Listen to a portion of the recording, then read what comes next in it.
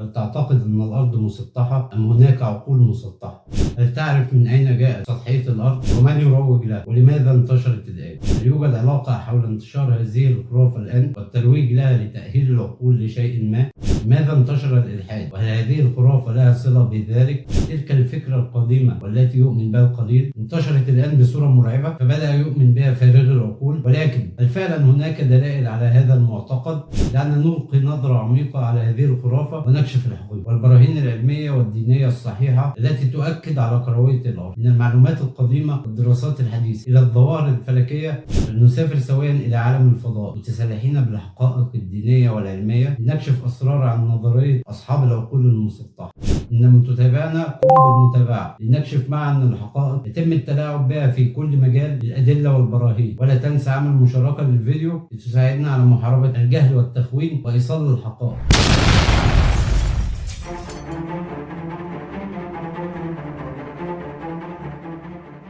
اهلا بكل المتابعين. عشان نعرف الحقيقه واللي بيحصل حوالينا، وقبل ما نبدا نقول قبل كده لازم نرتب الاحداث عشان نفهم. بدانا بحلقه من يحكم العالم، ممكن تقدر تخش على الصفحه وتتفرج عليها. قلنا فيها هل الماسونيين هم اللي بيحكموا العالم ام من يمتلك المال اليوم هو المتحكم في العالم. نتكلم في الفيديو دوت عن فكره الارض المسطحه ومنين جت وليه. شوف ده. How do you know that the earth is flat? Well, I've watched over 50 hours of video.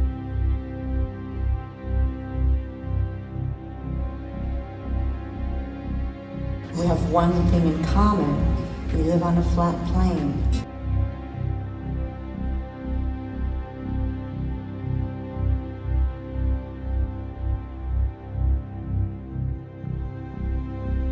It could be this sort of dimension. Don't take my word for it. I could be a mental patient recently released from an institution. Once I decided that I had to go with it being flat based on my gut feeling and common sense evidence, then I was looking around to see who was making a working model of the flat earth, and I couldn't find him anywhere. To me, this is Satan's greatest lie. I feel that I've been deceived.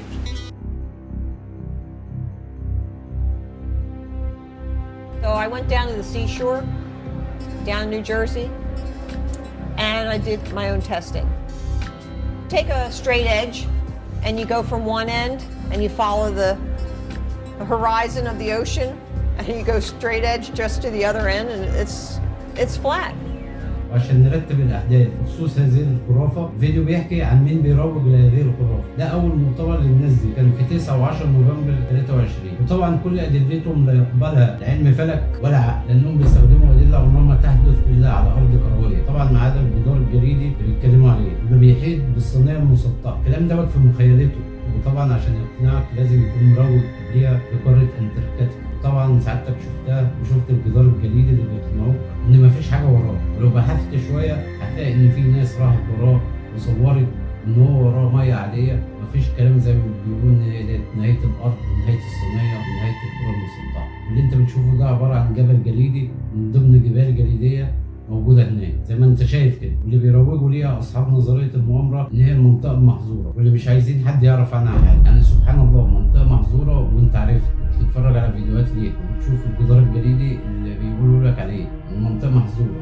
يعني لو ما كانتش محظوره كان حصل ايه؟ واللي لو اتكلمنا عنها بالتفصيل هنحتاج حلقات عشان نتكلم عن خرافه سكان جوف الارض والرماديين وازاي المنطقه دي محظوره بسبب الحاجات دي. بس سريعا تعالى اوريك ليه المنطقه دي محظوره بعيدا عن نظريه المؤامره.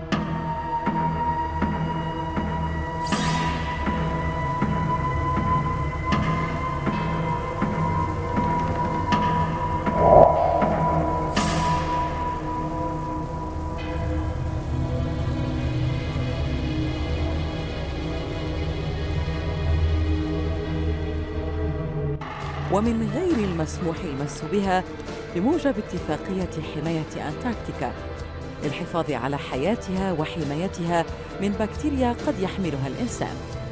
لذا تفرض السفن المسافرة على السياح تعقيم ملابسهم قبل النزول إلى اليابسة في أنتاركتيكا.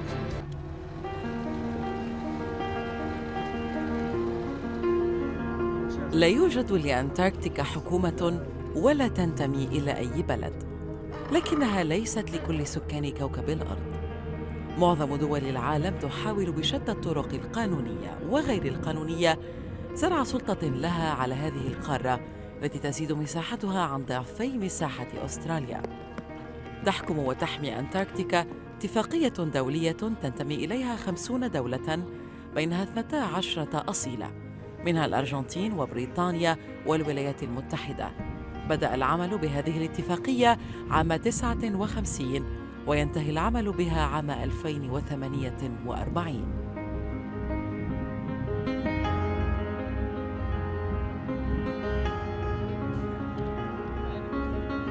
تفاجأنا بالكثير من المحظورات في أنتاركتيكا، فالاقتراب من طيور البطريق لأقل من 5 أمتار ممنوع، وعقوبة المخالف العودة للسفينة التي أقلته. المحظور الثاني في أنتاركتيكا ممارسة أي نشاط عسكري في القارة، بما في ذلك إقامة القواعد العسكرية، ولا يسمح بإقامة الأفراد هناك إلا لأغراض البحث العلمي أو أغراض سلمية أخرى. محظور ثالث هو التنقيب عن الثروات.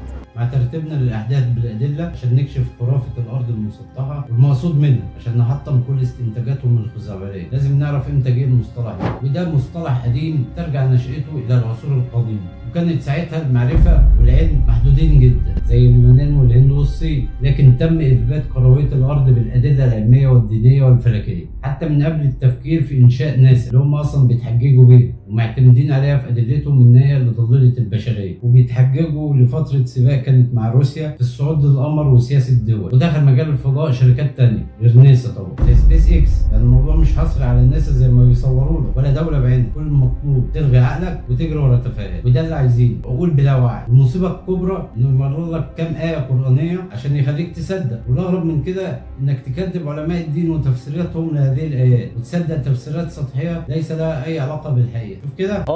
وده راسي. أنا الآن قاعد أراقب السفينة، وهي هذه السفينة هنا قارب، وعنده شراع، هذا شراع السفينة. فأنا لا جيت نظرت الآن أشوف السفينة جميل. طيب هنا الانحناء صحيح؟ طيب السفينة يا أصحابي بدأت الآن تذهب إلى ناحية الانحناء. نحذف السفينة اللي هنا، والآن القارب هنا.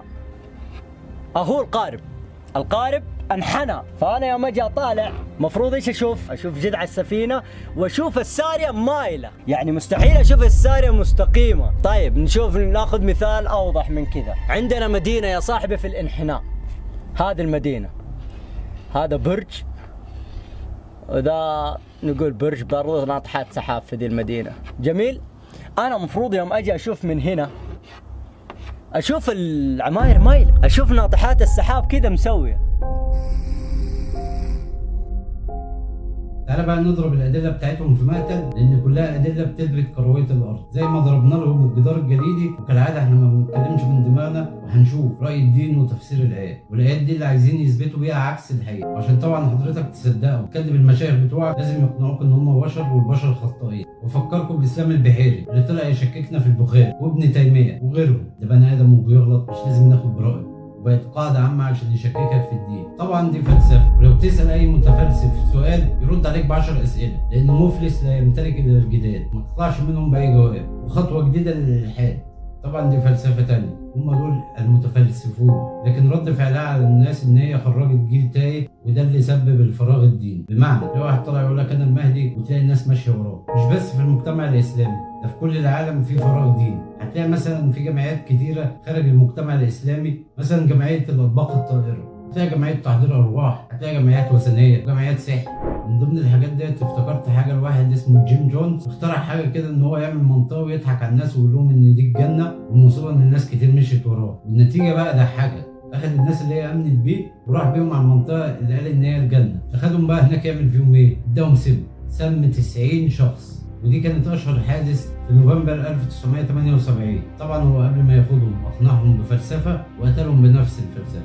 كل ده سببه ايه؟ فراغ ديني وجهل. نتيجه لايه؟ لعدم اتصال المؤسسات الدينيه بالشباب. الشغل دلوقتي بقى معظمها متفرغ ازاي ان هو هيجيب مشاهدات، بقى يعمل ايه؟ يجيب مقطع لشيخ تاني، الشيخ دوت كان في كلامه في دلة لسان او قال كلمه او الفيديو مقصوص منه عشان يطلع يكذب الشيخ دوت قدام الناس. طب انت بتستفاد ايه؟ يعني انت لو انت مثلا خايف على الدين الاسلامي، انت روح قول للشيخ دوت او ابعت له قول له ان انت الكلام دوت لا مش صحيح، المفروض كذا المفروض كذا، انت قلت كلام غلط. ان الشباب بيشوف شيخ جايب شيخ وقاعد بيتريق عليه وقاعد يقول لك دوت مش عارف ايه، ولا ده ازهري ولا ده مش ازهري ولا ده سني ولا ده مش عارف ايه. الشباب شايفه دوت في فراغ دين، وده اللي بقى يخلي الشباب تهرب وتسمع لاي حد بلا علم لمجرد ان هو بيقول له شغل دماغك وما تسمعش كلام المشايخ. المشايخ دي بني ادمين وبتغلط، لكن انت شغل دماغك. والشباب بقت تشوف الشيوخ بتتناحر مع بعض، بقى طبيعي يسمع بلا علم، بيبقى سهل ان هو يزيف له تفاسير علشان بعد كده يقول له في الاخر القران قال حاجه والشيخ ده بيقول حاجه ثانيه. زي كده يجيب لك آية ويقول لك بقوله تعالى انما يخشى الله من عباده العلماء، ويجي يقول لك ازاي ربنا هيخاف من العلماء، ويقول لك فكر وما تسمعش المشايخ. انت عشان اصلا مش دارس ومفيش علم طبعا هتقول صحيح ازاي ربنا هيخشى من العلماء. طبعا الآية تفسيرها غير كده تماما، ان اكتر حد يخشى الله من العلماء، ده التفسير الصحيح للآية. طبعا يقول لك ايه؟ بيفسر لك الآيات كما تقرأها، وكده سهل ان هو يزيف لك الدين ويقول لك ان القرآن ده مش هو اللي انزل وفيه غلطات عشان يأهلك لمرحلة الإلحاد. ولما تطلع انت لا دارس ولا مختص وتفسر آية بمزاجك زي ما قريتها وزي ما مخك استوعبها بدون دراسة وبدون علم، بيبقى عندك استعداد انك تغير معتقداتك. نشوف ابو عقل مسطح ازاي بيغير تفسير القرآن، ان التفسير دوت مش بالمزاج، مش زي ما انت بتقراه. ده اكبر دليل على اللي انا بقوله. اذا الارض مدت، اسمع التفسير العجيب. واذا الارض مدت تمام شوز، وهو الذي مد الارض كيحكي لنا على حاجات خدمت لينا وجعل فيها رواسي حتى مدت خلاف كاين امداد من نوع اخر يوم القيامه. يا ناس لازم تفرقوا بين الامداد والتمديد. طبعا دي سوره الانشقاق. طبعا انا مش مختص في التفسير فانا مش هفسر، انا هجيب لك المختص بالتفسير وهو هيقول لك تفسير الايه دي. اولا القران اثبت ان الارض كرويه. نعم اثبت ان الارض كرويه. قال الله تعالى اذا السماء انشقت واذنت لربها وحقت واذا الارض مدت والقت ما فيها وتخلت واذنت لربها وحقت. متى هذا؟ مو يوم القيامه؟ السماء انشقت يوم القيامه كما قال تعالى فاذا انشقت السماء فكانت وردا كالدهان فيومئذ لا يسأل عن ذنبه انس ولا جان. واضح؟ اذا الارض مدت تفيد انها قبل ذلك غير ممدوده. طبعا السوره بتتكلم عن يوم القيامه، مش محتاجه تغير تفسير ولا اي حاجه لان هي واضحه وقاطعه. ده هتلاقيه بقى عشان يقنعك يقول لك ممدود وممدود وحمدود وهيقعد يعمل لك شويه حدود كده. ربك قال والى الارض كيف سطحت، وانت يعني تقول لي والله كرويه. قال لك فراشه قراره بساطه مهاده فرشناها طحاها دحاها، وانت لا كرويه. كل المصطلحات انها مسطحه. لا كرويه. هم صوروا ناس صوروا، انت اعلم من ناس، انت تفهم اكثر من ناس. ربك قال والشمس تجري لمستقر لها، وانت تقول لي لا الشمس ثابته واحنا قاعد ندور حوالين الشمس. وربك قال ولقد زينا السماء الدنيا بمصابيح وجعلناها رجوما للشياطين، اي المصابيح رجوما للشياطين. وانت تقول لي لا ما هي رجوما للشياطين، هذه مخلفات صار انفجار عظيم وهذه مخلفات. ربك قال وما قتلوه وما صلبوه ولكن شبه لهم. الحين في ناس يقول لك لا هم صلبوه انصلب من اليهود المسيح. ربك قال وجعل القمر فيهن نورا. تقول لا القمر يعكس من الشمس. ربك قال ما اشهدتهم خلق السماوات والارض ولا خلق انفسهم وما كنت متخذ المضلين عضدا. تقول لي لا صار انفجار عظيم واحنا تطورنا من بكتيريا. ربك قال والايه هذه انا وايد احبها يا معشر الجن والإنس إن استطعتم أن تنفذوا من أقطار السماوات والأرض فانفذوا لا تنفذون إلا بسلطان فبأي آلاء ربكما تكذبان يرسل عليكما شواظ من نار ونحاس فلا تنتصران. من أكثر الآيات اللي تقول لك ما حد راح يطلع ولا أحد يقدر يطلع ولو أحد فكر يطلع، فشواظ من نار ونحاس فلا تنتصران. وانت تقولي لا هم راحوا الفضاء والحين يحاولون يروحون المريخ. ما تبي تشغل مخك ولا بتشغل عقلك ولا تبي تبحث عن حق وقاعد تدافع عن منظمات ماسونية ومخططات شيطانية. أنا أقدر أقول خلصت الحلقة لهني، ما نبي نطولها عليكم، بس شوية شغلوا مخكم عشان تعرفون إن الغرب ما لهم مصلحة وناسا ما لهم مصلحة إن يعلمونك علم صح، بالعكس لهم مصلحة كبيرة إن يعلمونك علم غلط ويودونك لطريق الإلحاد. عشان يقنعك بخرافات من عقله وأنت مش فاهم هو بيقول إيه أصلا، وعشان يقنعك هيجيب لك ادله بالكلمه من غير ما تعرف معناها اصلا، عشان يوصل لك ان تفسير الشيخ هو اللي غلط وتفسيره هو اللي صح. علاقه دوت اساسا يا ابو عقل مسطح. بيكمل بقى بعقليته ان ازاي السماء هتنشق في ارض كرويه، عشان يثبت بدماغه المسطحه صحه الخرافه، ويقول لك من فوق من تحت هي السماء فوق الارض، اي مكان انت هتكون فيه على الارض فالسماء هتكون فوقك.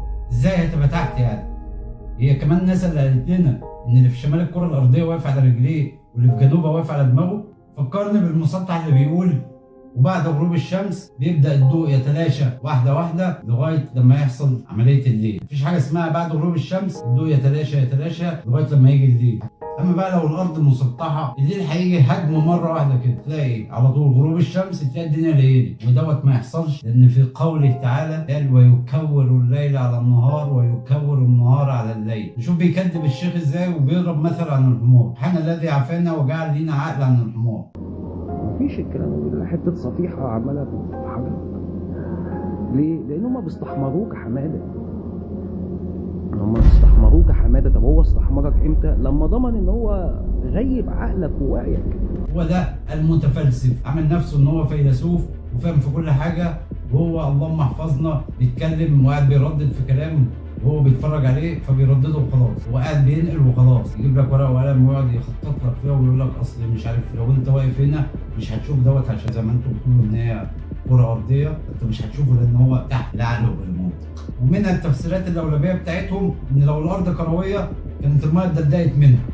ابريق هو مش كره ارضيه فيها جاذبيه، فاكرينه ابريق هو دماغ مسطحه بلا دليل بلا علم، بتنقل وخلاص، بغبغانات بتنقل، وطبعا ده مخه اللي مدلدق منه. ايه علاقه ناسا مع دول مش فاهم. وطبعا الادله كتير زي طول الظل في اماكن مختلفه من الارض اللي هم بيستشهدوا بيها ان دوت ما يحصلش الا في ارض مسطحه لان دماغه مسطحه، ان ده فعلا ما يحصلش الا في ارض كرويه. طبعا الكلام ده مظبوط من قبل ناسا. تاني حاجه خسوف القمر وبتشوف انعكاس الكره الارضيه على القمر. تالت حاجه انك بتشوف السفينه لما بتختفي. طبعا هو بيجيب لك فيديوهات، جايب لك سفينه وبيقرب لك بالموبايل بتاعه ولا بالكاميرا اللي بيصور بيها. طبعا دماغ مسطحه لان اصلا انت ممكن تبقى شايف البر الثاني وتقعد تقرب بالموبايل تشوف البلد الثانيه اللي قدامك من الناحيه الثانيه. الكلام ده ما بيحصلش الا في المحيطات المفتوحه. مش هقف انا على شط بحر وهقعد اصور مركب واقربها واقول لك المركب اهي باينه وما بتنزلش تحت، الكلام اللي هم بيقولوه ده. اختلاف النجوم في اماكن مختلفه، يعني الجزء الشمالي بيشوف نجوم واللي في الجزء الجنوبي بيشوف نجوم ثانيه خالص. طبعا انت لو في ارض مسطحه لو واقف الناحيه دي هتشوف هي النجوم، ولو واقف الناحيه الثانيه هي نفس النجوم اللي هتشوف. طبعا ده ما يحصلش الا في الارض المكوره. مدى الرؤيه الاوسع للاعلى، يعني لما تقف على شط مفتوح مش قدامك الناحيه الثانيه في بلد ثانيه وبتقرب بموبايل، لا في بحر او محيط وتشوف غروب الشمس وتطلع تشوفها من على قمه الجبل، بيبقى في فرق في الرؤيه من فوق ومن تحت. غروب الشمس دوت بيوضح لك ان الارض كرويه، رؤيه من الاعلى. تعاقب الليل والنهار ده اكبر دليل ان الكره الارضيه بتلف حوالين نفسها، واكبر دليل ان الارض دي كرويه. لان لو الارض مسطحه مش هيبقى فيه تعاقب ليل ونهار، هتلاقي الليل يجي مره واحده والنهار يجي مره واحده، لان بيقول لك في الارض المسطحه الشمس والقمر قاعدين بيلفوا حوالين بعض، فمش هيحصل تعاقب ليل ونهار. تلاقي في الارض المسطحه الليل بيجي مره واحده، لكن اللي بيحصل ان الشمس بتغيب يبدا النور يتلاشى واحده واحده زي ما قلنا قبل كده لغايه لما يجي الليل. ده ما يحصلش الا لو كانت الكره الارضيه كرويه وبتلف حوالين نفسها. هتلاقي المسطح بيزور الكلام عشان يثبت كذب وتضليل ناسا، مع العلم ان احنا ما استخدمناش ناسا في اثبات كرويه الارض. كان كل الكلام بالادله العلميه، والادله العلميه اللي احنا قلناها من قبل نشاه الدوله اللي نشات فيها ناسا اساسا. يعني الكلام دوت من قبل ما تطلع ناسا. بعد كده طلعت روسيا وامريكا وكان في سباق للقمر والحاجات دي كلها احنا ما جبناهاش ولا اتكلمنا فيها، لان هم بيستندوا على تزويرات ناسا. تزويرات ناسا قلنا دي ليها قصه. ابو دماغ مسطحه يقول لك ما لو الارض مكوره انا لما اجي اصلي ممكن اصلي في اي اتجاه. ليه انا بصلي وش للقبله؟ ده لازم تكون الارض مسطحه. ده هو مخيلته كده، ده هو كلام علمي ولا كلام ديني ولا حتى ناسا فكرت ان هي تقول. ناسا اللي هم عارفين ان هي بتزيف الحياه عمرها ما قالت الكلمه دي ولا تقدر تقول حاجه زي كده. الناس دلوقتي بتطلع رحلات للمريخ عشان يستكشفوا تربه في المريخ، يستكشفوا مجرات تانية، واحنا عمالين بنقول ان الكره الارضيه مسطحه ولا مكوره. والله دماغكم انتوا اللي مسطحه. تعالى كده نشوف التفسير الحقيقي بعيدا عن تفسيرات مدعي السطحيه. نقول أنتم المخطئون في فهم الحقيقة، ولا بد أن تعيدوا النظر من جديد لتفهموا الحقيقة القرآنية والحقيقة الكونية. فإذا وجدت حقيقة قرآنية هي الحقيقة القرآنية، ووجدت حقيقة كونية هي الحقيقة الكونية، فلا بد أن يتفقا. فإذا اختلفا يبقى أنتم فهمتم حقيقة قرآنية وهي ليست حقيقة قرآنية، أو فهمتم حقيقة كونية وهي ليست حقيقة كونية. ضربوا المثل بكروية الأرض، فاستعرضنا ما قيل في هذا فوجدنا صحيح بعض العلماء ينكرون هذا، يقول لك الأرض مسطوحة، وبعد ذلك جعلها حقيقة قرآنية. نقول له لا، هؤلاء أخطأوا في أنهم فهموا أنها حقيقة قرآنية. ليه؟ لأن دليلهم لا يعطي هذه الحقيقة، فقد استدلوا في الكتاب نفسه على أن الأرض مبسوطة، ويناقض هذا ما ذهب إليه العلم الحديث من أنها مكورة، لأن الله يقول والأرض مددناها. خد مددناها على بسطناها، وقال ما دام ربنا قال مددناها وبسطناها يبقى إن قلتم إنها كرة يبقى مش هنصدقها. يعني إذن هو مؤمن بالحقيقة القرآنية، وما دام القرآن قال ذلك فلا يمكن أن توجد حقيقة كونية تخالفها. نقول له أنت بس غلطت في أن هذه حقيقة قرآنية، لأن مددناها لا تعطي ما تقوله. لماذا؟ قال لك والأرض مددناها، كلمة الأرض مددناها على أي مكان، ما دام الأرض مددناها فكأنك كلما وقفت على مكان فيه أرض لا بد لأرضا أخرى. يعني الأرض لا حافة لها، يعني لا يمكن أن تسير إلى أن تقف على حافة ثم تنتهي الأرض، بل مددناها أي كلما جاءت قدمك على مكان في الأرض تجد أرضا أخرى، كلما جئت إلى هذه الأرض وجدت أرضا أخرى، فهي ممدودة أي غير مقطوعة.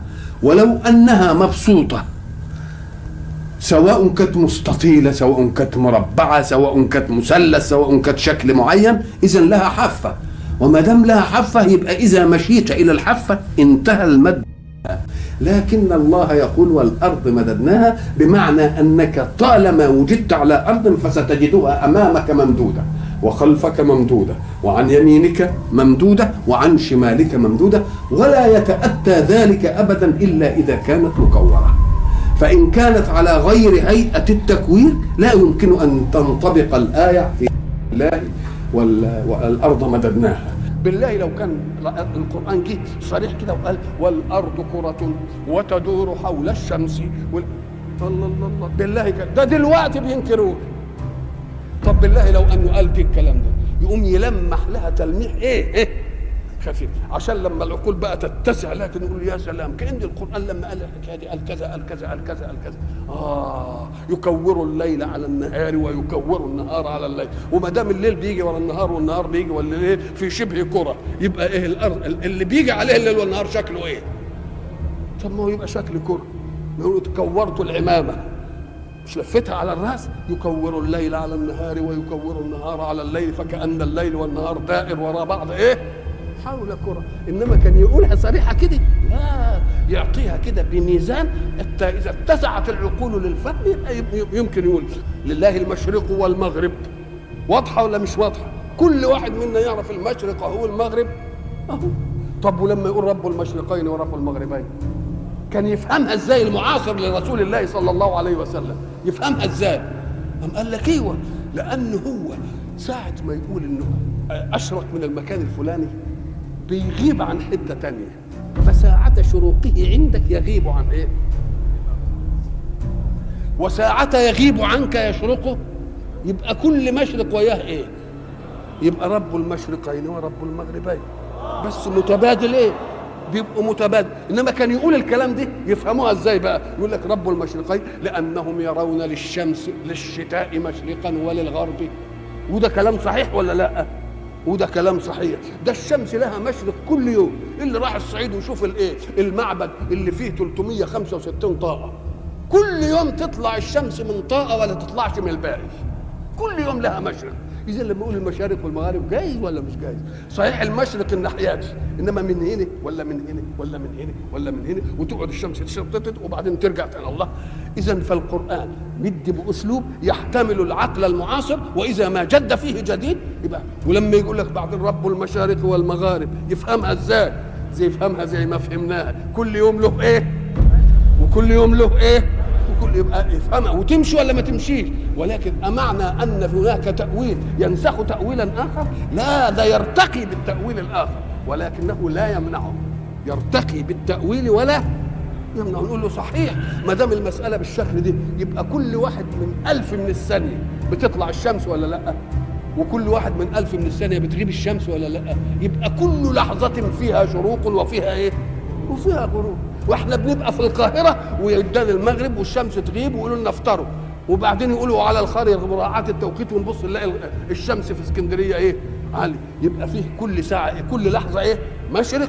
ولذلك تجد ذلك في آيات الكون، انما في الأحكام واحدة، اللي هناك هو اللي ايه؟ هو اللي هنا. انما في الاشياء التي لا العلم بتاعها ما ينفعش وجهلها ما يضرش. طب ما كناش نعرف ان الارض كرة، ما الذي زاد من الحكم؟ طب عرفنا انها كرة، ما الذي نقص من الحكم؟ تبقى مسألة سر كوني في الكون بس، انما هيترتب عليه حكم زائد؟ ما يترتبش. وربنا عايزنا عشان ناخد الاحكام الايه الزايد. لما يجي مثلا يقول لك يا اخي بقى عملية زي دي في الكون، ما كانش القرآن يقول له لا، العقل ما يطيقهاش، ولو كان العقل ما يطيقهاش ينصرفوا عن الاصل. يبقى شغلناهم بشيء لا يضر ولا ينفع لإيه؟ نعمل نكفهم عن شيء يضر وينفع. ولذلك لما تيجي تشوف القرآن تيجي أكثر من آية يديك الحقائق اللي موجودة في القرن العشرين، اللي لا يزال الناس بيختلفوا.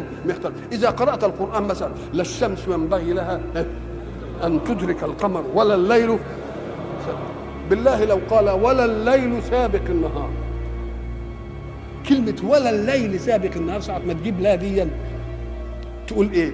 زيد ليس عندي ولا عمرو. يبقى ما دام ولا الليل سابق النهار يبقى أدت إلى أن في حاجة تانية. إزاي؟ أم قال لك لأن العرب كانت تعتقد أن الليل يأتي أولا ثم تغيب الشمس فيأتي بعده مين؟ وجاء الإسلام بقضايا تؤكد ذلك الفهم.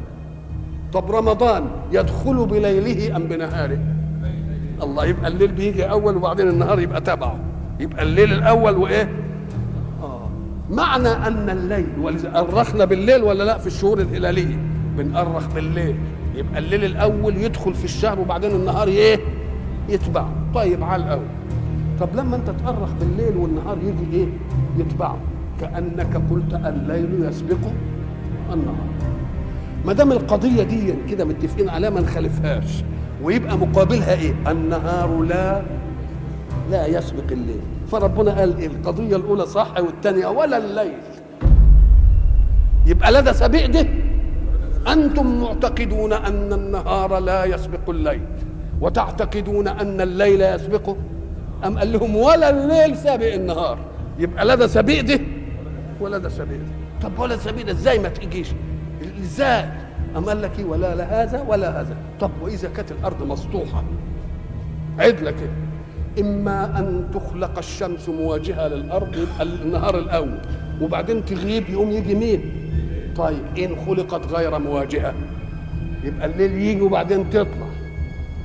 الله، اذا هي مش مسطوحه، لازم تكون كوره، بحيث حين خلق الله الكون الجهة المواجهة للشمس كانت نهارا، وغير المواجهة كانت ليلا في الوقت نفسه، فلا هذا يسبق هذا ولا هذا يسبق هذا، وتنتهي المسألة. كان زمان الواحد يقول ايه؟ سرت على الأرض، مش كده قلنا سير على الأرض؟ لا، لما جه القرآن يعبر ما قالش كده، سيروا في الأرض.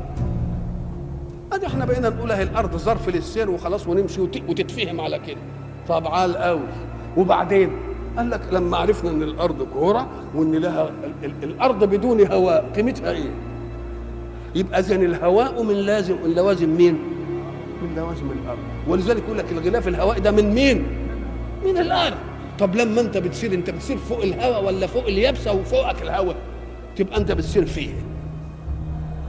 انت بتسير يبقى ده من عطاء القرآن، يبقى مبارك ولا مش مبارك؟ احذروا من تأهيل العقول لضرب ثوابت الدين واختراع خالق جديد. انا قلت لكم هكشف لكم عن شويه حاجات يتم تأهيل العقول ليها، قلت عشان نكشفها لازم نمشي بالترتيب، وعملت اول حلقه من يحكم العالم، الماسونيه ام من يمتلك المال. فخلوك تبص على الماسونيه، مع ان اللي يمتلك المال هو اللي بيحركه، فالموضوع لازم ترتبه علشان تفهمه. بعد كده دخلت في الكرة الأرضية والعقول المسطحة اللي بيضحك عليها باسم الدين، بيضحكوا عليهم بتفسيرات تانية غير التفسيرات الصحيحة، بيأهلوا العقول لعملية إلحاد ومنهجة، وهي الدين العلماني اللي هو فكر مالكش دعوة بالتفسير اللي بيقولوا عليه. وأنا هضرب لك مثال، قول تعالى إذا وقعت الواقعة، إذا وقعت دي فعل ماضي، بيضحكوا عليك التفسير بتاعها انت قريت اذا وقعت الواقعه خلاص هي وقعت. وفي قوله تعالى فاذا نفخ في الصور نفخه واحده، هو نفخ في الصور؟ هو بيضحك عليك بكده، ومش التفسير اللي قال ان هو ما اتنفخش في الصور، ده اعجاز من اعجازات القران الكريم اللي ما قدروش ان هم يقولوا ان القران ده محور، ان انت تسمع صيغه الماضي عقلك يتاهل ليوم القيامه. انت عارف ان هي لسه ما حصلتش، مع ان الكلام هنا بصيغه الماضي، هي ليها تفسير وانا مش مختص في التفسيرات، بس كل حاجه في القران ما بتتفسرش بالمزاج زي ما انت بتقراها. هما بيلعبوا على النقطه دي. معظم الشباب اللي بيلحد دلوقتي واللي بيفكر في الدين العلماني اللي هو بيفكر بمخه دوت بيفسر بمزاجه، ملوش دعوه بتفسيرات الشيوخ. من ضمن الحاجات لو تفتكر في 2012 و2013 طلعت علينا مايا صبحي الهباده الكبيره اللي لسه انا هفتح ملفاتها وهفتح العكس بتاعها، هي والاخ الدكتور اللي مسمي نفسه دكتور محمود صلاح. لسه انا هكشف حقائق الهبد بتاعتهم الكلام بتاعهم، والحلقات ديت انا اصلا عاملها علشان اكشف الناس ديت، بس لازم اجيبها لك بالترتيب من اول من يحكم العالم لغايه اللي عايزين يأهلوا عقول الناس دي. طلعت مايا صبحي نورتنا الله يسترها بالماسونيه، وعرفتنا ازاي ان هم بيلعبوا في دماغ الاطفال بافلام الكرتون، فبدأ الناس ان هي تقعد افلام الكرتون وقاعده مركزه مع افلام الكرتون، بقت تستقبل اي حاجه تجيلك من افلام الكرتون، بقوا يحطوا لك سم في العسل، بقوا يعملوا لك افلام كرتون مخصوصه علشان توجهك وتخليك تشوف عاملين الاحداث ديت بتحصل.